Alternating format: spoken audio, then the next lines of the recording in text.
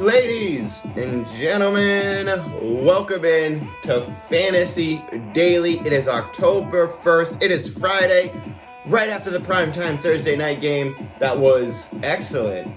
Absolutely excellent. If you guys didn't like it, I'm sorry, but that was a great game. And the way that I looked at it going into last night, I was expecting either a snooze fest. If you guys watched yesterday's show, I said I was either expecting a snooze fest or I was expecting Joe Burrow to ball out. So, first of all, Joe Burrow balls out, but we didn't get a snooze fest. We got a back and forth game right up to the last minute. It was excellent. I was very excited, on the edge of my seat basically the whole game. And maybe not the edge of my seat, not that intense. But it was a fun game. It was a great game to watch. It was nice to see both teams get competitive. I mean, they were both pretty, I think even pack kind of defenses. They weren't really anything special in defenses. They were all kind of mid-tier, so it's not a huge surprise that there was points scored in this game, but at the same time, it was nice to see what we did in this game. So we'll get into the full breakdown. Everybody, it is October 1st. It is a Friday. Week 4, we are getting into it. I am Nathan Passwell. If you have not joined us already before, welcome on into Fantasy Daily. You can find me at TikTok, Spotify, anywhere you get your podcasts, Anchor, Google, yada, yada, yada. And of course, you can always find me here once a day on YouTube doing the live show, the full show, the one-take show. And that's this right here. So we got some good stuff for you today. I'm going to cover the whole Thursday night football. I got some other things that I'd like to get to, but I think they're more tomorrow-based, depending on the injuries and stuff like that. So I'm going to go over some quick news, then we're going to recap tonight's game, and then we're going to do something fun that I haven't done yet, which is I'm going to go on to TikTok, and I'm going to answer your questions as we roll, since I have the time. So you'll get to see my thought process there, and hopefully, if you're somebody coming over from TikTok, you get your question answered on the air, and you can hear it on this show. So let's cover the quick news. The big news from last night was DJ Shark. Unfortunately, he fractured his foot, fractured bone in his foot. He will be done for the season. So DJ Shark is officially done for the season, which is really depressing. As just an NFL fan, you want Trevor Lawrence to do better and have better, weapons around him. So as much as it was nice to see Laviska kind of step up last night in that game, losing DJ Shark for me kind of bums me out, because I was hoping Trevor Lawrence would have that throughout the year and then hopefully get, a little bit better. So DJ Shark, once waiver wire sweetheart, is done for the season. And we likely won't see him until, probably September. Yeah, he'll be able to fractured foot. Yeah, he'll be probably around Super Bowl time. He'll be ready to go, but they won't be doing that. So DJ Shark, that was the big news last night. His season is over. Joe Mixon, I know a lot of people out there had Joe Mixon. I was huge on him. I thought he was going to have an amazing night. Unfortunately, didn't pan out that way. We'll talk about that in a minute.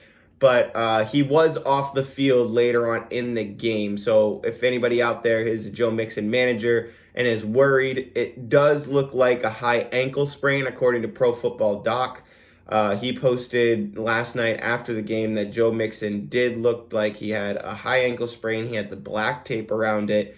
So he said it's not a great injury, but it's also not what DJ Shark just had. And Joe Mixon is likely to miss some time over that, because a high ankle sprain, as we know, when they're really bad, you could miss almost 7 weeks. But when they're minor, it's a couple weeks. So he says that he's almost certain that he's going to miss next week, but the following week he could be questionable for. So keep an eye on Joe Mixon's condition. It could be a high ankle sprain. If it's a high ankle sprain, those are much longer durations than the regular ankle sprain, mid-ankle sprain, stuff like that. So keep an eye on that. If you're the Joe Mixon manager, he might be missing a week or two. So those are the two notes from last night.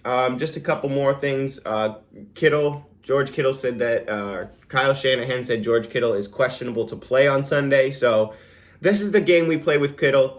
I don't even remember what happened on Sunday. So for him to pop up like this is just, it's, for me personally, it's one of those players that I have so much trouble trusting in my lineup on any given day, any given week. It's hard for me to even play the matchup with him. I can't even look at him and go, oh, well, this team is giving up a lot to tight ends, so I want to play him. So me personally, I said on my trade show that, I've been off of George Kittle for a long time. I moved him in my Dynasty League last year. And if I have him in a redraft league, hopefully I didn't pay up for him, but I definitely am going to try to move him off of my team, like I said, for somebody who's, a wide receiver and a tight end that I want to play. So there's that. With me, I really don't want Kittle on my team. I'm going to try to move him. It's so difficult for me to think about players that I would move him for. But at the same time, if I can get a tight end that I like and a wide receiver and a running back that I'm confident in, then I'll definitely move Kittle for that. So Steelers offensive coordinator. This is making its rounds on Twitter, so I figured I'd bring it up here because it is pretty funny. Steelers offensive coordinator says this morning that they are going to keep doing what they're doing, which is good news for Najee, I guess, because the Steelers aren't playing well at all. So they obviously need their injuries to not be injuries anymore. They need their guys to come back. But this is probably going to be good news for Najee, is if they keep, playing the same game, then Ben's going to have no choice but to keep throwing the dump off. So it's good news for Najee, bad news for everybody else and the Steelers. So let's get right into it. Thursday night football, and it was a good game. A lot went the way that we expected. A few things went the way that we didn't expect, but overall, a great game. Trevor Lawrence, I'll start with the Jacksonville side of the ball. Jacksonville falls to Cincinnati 21-24. The rookie McPherson kicks the final kick with 4 seconds left to go in regulation, hits the kick, and I think it was like a 34-yard field goal, something like that. He hits the kick, and that's the end of the game. So Jacksonville falls to 0-4. Trevor Lawrence now has 8 losses on his entire career playing football in high school and college. But it looked good from Trevor Lawrence. No turnovers. He had the rushing touchdown. He does look better, but he still has a long way to go. So as much as it was, it sucks that they got, that's a hard loss for them to play that well and then lose by 3. That one stings. But for them to play the way they did, I think it's promising. So the way that I'm looking at these players, obviously Trevor Lawrence, I still don't want on my team, but I think he is making the case for he's making the case for the wide receivers, on that team, which I can trust them a little bit more. So I'm not saying that it's more of a good game and it looks good for Trevor Lawrence. It's nice to see him play that way, but I think this says more for the wide receivers and gives me a little bit more confidence seeing him play that well against a mid-tier defense. So be nice to see him play a little bit better going forward. And let's talk about the big news. The one that I'm super excited about. And now if you guys follow me on TikTok, as soon as I got the news, half an hour before the game started, got the news. Carlos Hyde is inactive. And I leapt from my seat. Oh my God, this is it. James Robinson's about to get the ball. Finally. And then it hit me. Uh-oh. They have Agumbawale. So I was thinking to myself, if Urban Meyer puts Agumbawale in that game, I'm going to scream at the top of my lungs. So a little part of me expected it to happen. I took Agumbawale. I put him in a FanDuel that I had. Like I said, I don't play FanDuel often, but it's for things like this where I'm like, oh, he's going to put in Agumbawale, and I'm going to scream at the top of my lungs. So I said, you know what? Let me do both the best of both worlds here, and I'm going to put Agumbawale in one of my FanDuels. Well, luckily, Agumbawale only got 3 carries, and James Robinson finally got 18, 2 touchdowns. Yes, James Robinson is back, and finally, it took a shoulder injury that Carlos Hyde showed up at the stadium with a shoulder injury, and that's why he was a healthy scratch for that game. So without that, you still don't have these James Robinson games. You still have Carlos Hyde coming in for 6 to 8 carries, and then James Robinson's left with 12 to 10 to 14, something like that. No, he needs the ball 20 to 25 times a game. 18 carries, 2 touchdowns, and you got to admit he looked great in that game. So, me personally, I'm stoked this morning. I'm so excited. Yes, he's finally back, finally. And then I go to Twitter sphere, TikTok sphere, and people are saying trade James Robinson and sell high on him. No, don't do that. Now, all right, don't get me wrong. Everything has a price, and if somebody makes you the offer, blah, blah, blah, blah, blah, back to the rule of necessity. James Robinson is showing once again, I am vital for your success, not Carlos Hyde. I can play this way every single week, week in and week out. So it was nice to see James Robinson be the guy again. And he looked like the guy again without getting pulled out for no reason for Carlos Hyde. The only times that Agumbawale came into the game was when James Robinson needed a break. When James Robinson gets smashed on a play, he sat down, then Agumbawale came in just to take care of that play for a minute. That's it.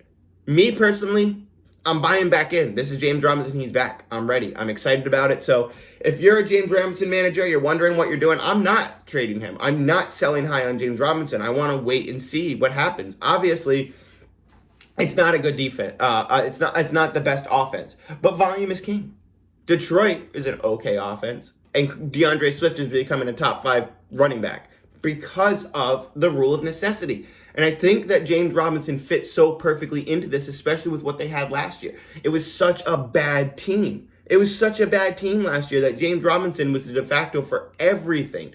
So here it is. They're still not the best team. They're better. They can throw the ball, but James Robinson still catch. So unfortunately for me, my prop bets last night, if you follow me on TikTok, I came out and I said smash the over on every single prop bet that James Robinson is involved in. And of course, the only prop bet I bet on is his receiving yards. I took the over on his receiving yards for I don't know what reason. One of those things that this morning I was like, what were you thinking? Why receiving yards? Why? But to me, I thought he was going to toss him the ball a couple times. 3 or 4 times, that's all he needs. So he didn't get the receptions in this game. I do expect those receptions to come. So with me personally looking at this game, I think that this is just the beginning. I do think this is a good floor for him. An average floor for him is that that 12 to 20 point range, and then his best games being the 25 to 27 point games. So me personally, I like it. I'm back in on James Robinson. I'm not selling on him. Last week on my trade show, I said there's not much value for you to trade him. So hopefully you hung on to him because there really wasn't much value. Now he's going to have the volume, but this is the volume that I want on my team because it's that consistent floor. You know what I mean? It's not the everywhere up and down. The everywhere up and down, those are the players that I want to move on.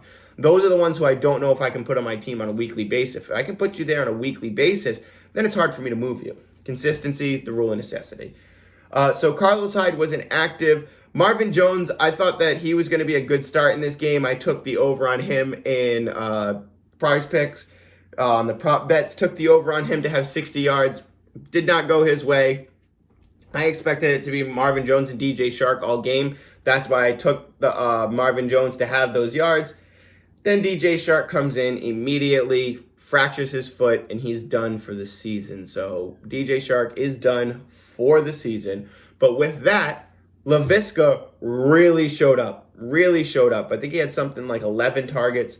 I had it over here. Let me check now. I'm curious. Laviska had 7 targets. He had 1 carry, 11 yards. That's where I got him mixed up. So he had 1 carry, 11 yards, but he had 7 targets for 99 yards. So that one made me happy seeing that for Laviska, because now I think that Laviska slides right into that DJ Shark role and will flip with Marvin Jones in any given week. So for me, he's great in the absence of DJ Shark. I think he flies up on the waiver wire board, but at the same time, he's not somebody that I'm going to scream to go get, because I still think he's going to fit into that category every week of like, do I really want to play this guy, or would I rather play a Tyler Boyd? I'd rather play a Tyler Boyd, you know what I mean? So I would look at it.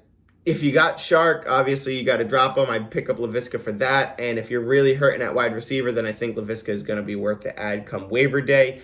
But I would look at it like you got Shark. You know what I mean? That's the way I would look at it, is I just got DJ Shark. So there's that. Jamal Agnew, he was involved quite a bit on the Jacksonville side of the ball. I don't look too much into this. I don't think that Jamal Agnew is going to be super involved with DJ Shark out. But, it's something that we could definitely keep an eye on. Dan Arnold, 2 for 29 yards. Who knew? How about that? We said we don't want to play him, but Dan Arnold had the 2 for 29 yards. But I do want to bring up these two because I feel like the way that the announcers announced Dan Arnold last night was almost like trying to put him on this pedestal. Like, oh, look, they traded for him and he's now really good. There was 2 other tight ends in, I don't even remember their name. I got to scroll down for it. Yeah, Manhurts and Farrell. They both had one catch for 7 yards, whereas Dan Arnold was 2 for 29. So Dan Arnold obviously did get the routes designed for him, like when they wanted to throw the ball, and those other guys probably were just like relief passes for Trevor Lawrence. But the way that the announcers and the way that the game was kind of going, it looked like they were trying to prop up Dan Arnold like he was something better than he was. So I just wanted to throw that in there that like 2 for 29, I'm not buying into that on a Jacksonville offense. So in case you heard that and you're wondering, maybe Dan Arnold's a good ad, I'm all set with Dan Arnold. I'm all set. Moving on. Cincinnati side of the ball. Now, this is where it gets fun because we love to see Joe Burrow finally get with it because he's got great weapons. And if he's got great weapons, those are players I want on my team, on my fantasy team. So Joe Burrow, he had a great fantasy day. We said that you can stream him, and he comes through with the game. 29 fantasy points for Joe Burrow. He had the, 2 passing touchdowns and a rushing touchdown, I believe. Yep. No, he just had the 2 passing touchdowns. Yeah, I could have swore he got one in. They called that back. Anyway, so Joe Mixon, not close to the game I expected. The Jacks defense was very, stingy against the run last night. They had him on every single play. It was almost like they knew when he was going to run. So not close to the game I expected. They showed up, the Jacksonville Jaguars, that is. Their defense showed up. They stayed consistent. And Joe Mixon was, he was good because he had the touchdown. Without the touchdown, you might have been a little sad. Probably would have been sad. So I hang tight on Mixon. Without those receptions, though, it really hurts me. I think that's where I was really high on Joe Mixon going into the week, is that he'd have 5 or 6 targets in this game with receptions that he could take, as a screen for 30 yards. So that's really where I feel like Joe Mixon is an elite level fantasy player, is when he's getting those receptions. So if he's not getting those receptions, then I'm a little worried. So I would definitely be willing to move him for the right price, but I'm still wait and see for me. Hopefully that the team starts getting him, some more targets out of the backfield on purpose. T. Higgins was out in that game, so we don't need to talk about him. Jamar Chase, he had 9 targets again, gets the 6 receptions with no touchdown. Obviously, it's got to happen sometime. But he still looks good. He still was playing at a high level. Stay in the fire with him. That one sideline catch on the left side of the field was dirty. Absolutely dirty. Tyler Boyd has a good game. We said that we wanted to get him into our lineups. We like him, so it's a great game. To see him show up like that and be the safety valve for a little bit for Joe Burrow while T. Higgins is out, that's great to see for me. So Tyler Boyd still fits in that wide receiver 3/flex role every single week, and I definitely want to keep him on my team. So I do believe this kind of will hit Jamar Chase's value a little bit. I think this is a telltale sign that when T. Higgins does come back, it's still going to be that 3-player rotation that we're used to seeing. So as much as I do like Tyler Boyd, I don't think I would go over the moon saying, okay, great, I got something. Remember that T. Higgins is going to be back, and it might be a little bit of a, every week gamble. But I'd still fire him up, and that's what we want to see. We want to see Joe Burrow get better. That's why I want to see Joe Mixon get some more targets, back up the defense, let Joe Burrow cook a little bit. So I'm still high on this offense. I'm still kind of holding out hope. But Tyler Boyd, obviously, Jamar Chase, Joe Mixon are all keeps. And somebody that you might be wanting to look at, CJ Uzomah. So a lot of people out there saying, a lot of fantasy outlets saying that this is a flash in the pan game. It's a ghost game for CJ Uzomah. I understand, but with the tight end landscape as thin as it is, Uzomah was clearly a guy that they were looking at on the other side of the 50. So when they got into the opponent's side of the field, they're looking for that big guy who can bully another 10, 20 yards. And Uzomah was taking it to that 1 yard, that one play where he took it to the house. That was a bully play. So when a player shows up like that and bullies the other people like that, that's huge for me. And that's something that I want to take a look at, because especially if he shows up in that game when he's needed like that, they're going to go back to him. So me personally, I'm not looking at it as a ghost game. It is pretty funny, though. I want to bring up why. Apparently start tight ends in primetime games because they'll have 2 touchdowns. Dalton Schultz did it. CJ Uzomah did it. So apparently it's a primetime thing, is if you have a tight end who plays in primetime, start him because he's going to score 2 touchdowns. So I expected a lot more from Mixon, a lot more from Chase. Nice to see the targets go over to Uzama. He definitely becomes a weekly streamer target to me. He'll probably be on waivers despite the big game because it's on a Thursday, so that happens a lot. So you might be able to get him for free off your waiver wire depending on how your waivers work. So keep an eye on that as well because I do think that at some point in time, Uzama might be somebody that you can, trust to stream and have on your bench any given week that you need. So we'll see. Obviously, he hasn't been super, reliable. Let's see what we got here. We got, 4 points, 1 point, 0 points, 24 points. So a lot of people are going to be looking at it saying, blah, blah, blah. I get it. Maybe don't roster him, but definitely keep him into your streaming consideration. I would rather have Dalton Schultz than him, Dallas Goedert, some guys like that. But yeah, CJ Uzama, I'd at least keep on your radar. And I definitely pick him up over Dan Arnold because the consensus last night was apparently a lot of people like Dan Arnold, which I don't know where that came from. Anyway, that's my recap for the Thursday night game, Cincinnati over Jacksonville. It was a fun game to watch. I love Thursday night games. I'm really getting into these Thursday night prop bets. I lost all of mine last night, but it's fun. It's fun to watch, and, my brother does them as well, so me and him go back and forth on it, going, what'd you get? And he played Uzama last night, so it was a lot of fun. So that's my breakdown for those games, the injury news. Now, this is a part of the show that somebody suggested to me a couple days ago, and I didn't know if it was a good idea, but I figured, hey, let's try it. I have a little bit of time. I know that my Thursday shows are a little bit difficult for me to do. My Friday shows, because I like to save my start sits for Saturday and Sunday. That way it's a little bit more, around injuries and around start sits and stuff like that. I get more time to digest information.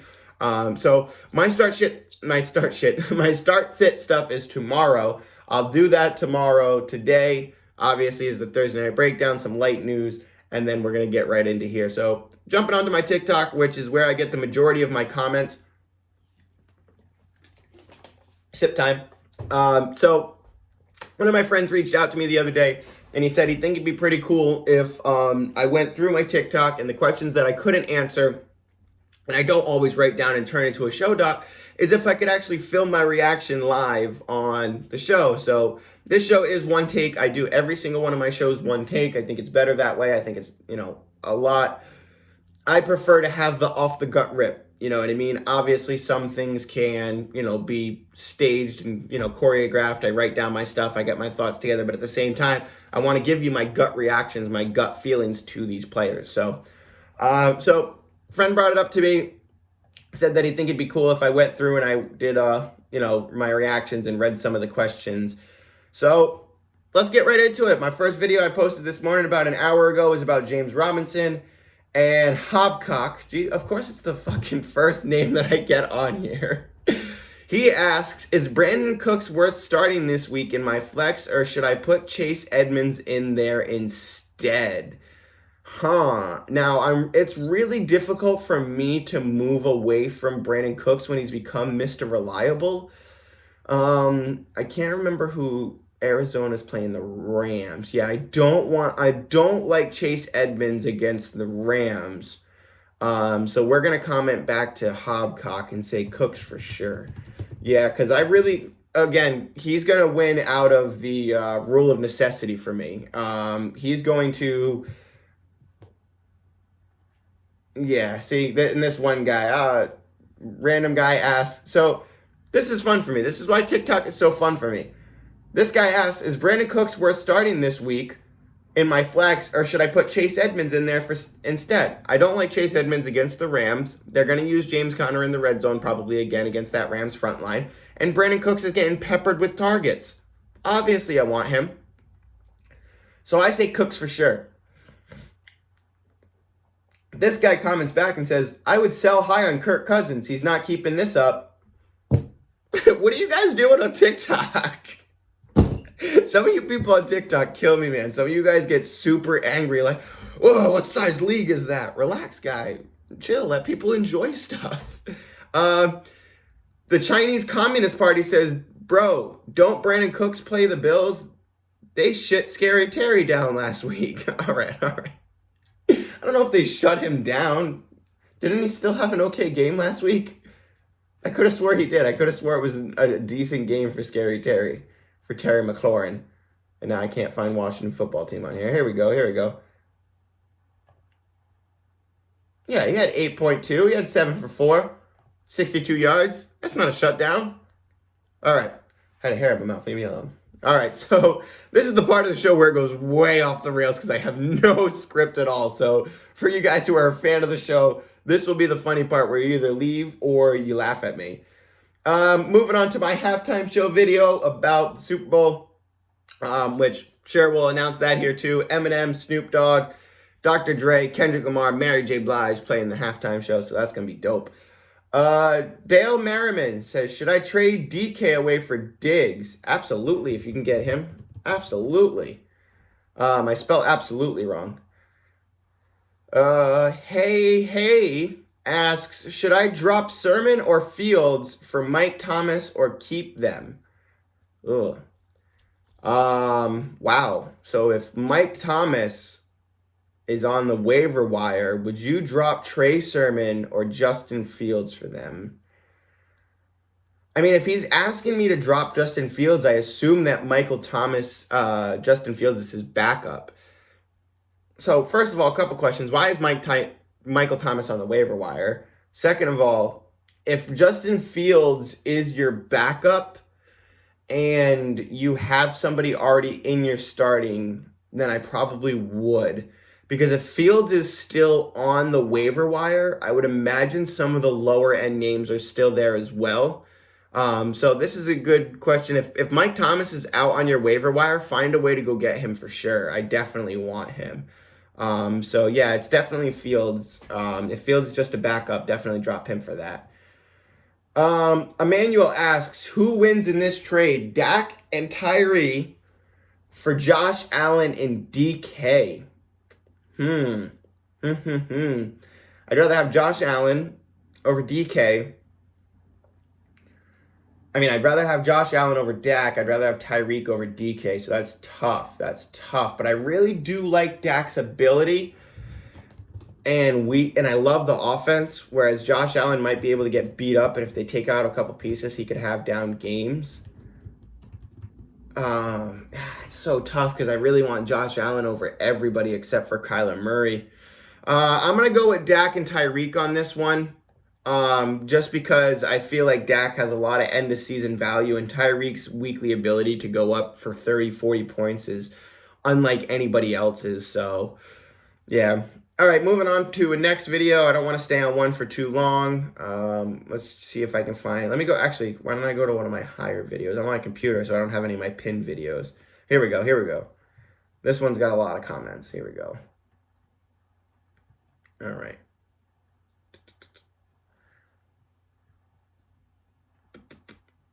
This guy says, I traded Allen Robinson for T. Higgins. Did I mess up? Yeah, I would have liked more. Yeah, it looks like you cashed it on Allen Robinson a little too early. So that's going to be my take right there for that, is that I do think that Allen Robinson's going to bounce back. I do think that David Montgomery is going to bounce back. So I would not move on them. If any of you guys are having this question as well, I would not move on them. User 993522 says, I got offered DJ Moore and Terry McLaurin for Lockett and Clyde Edwards in a heartbeat. So this was another one that I talked about at my trade show is Lockett. Lockett is one of those people that apparently always gets put into package trades. He always gets put into trades where people are kind of packaging him off once he has a down game. He's super inconsistent. I get it, but his ability to go off, he's one of those people that I want to trade. So if I can turn Clyde Edwards-Helaire into Tyler Lockett in a heartbeat.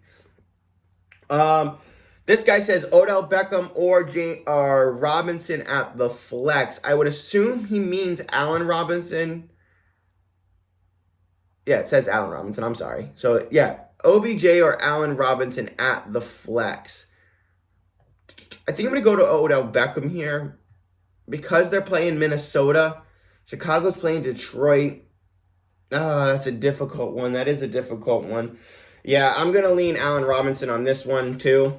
I am high on Odell Beckham this week, and he'll be in my start sits a lot. Yeah, he'll be in my start sit questions a lot tomorrow and Sunday. I know that I've already seen him everywhere, but I am pretty high on Odell Beckham this week. So Everybody, thanks for joining me. Thanks for tuning in while we're looking at all these conversations and kind of giving a brief talk of all of them.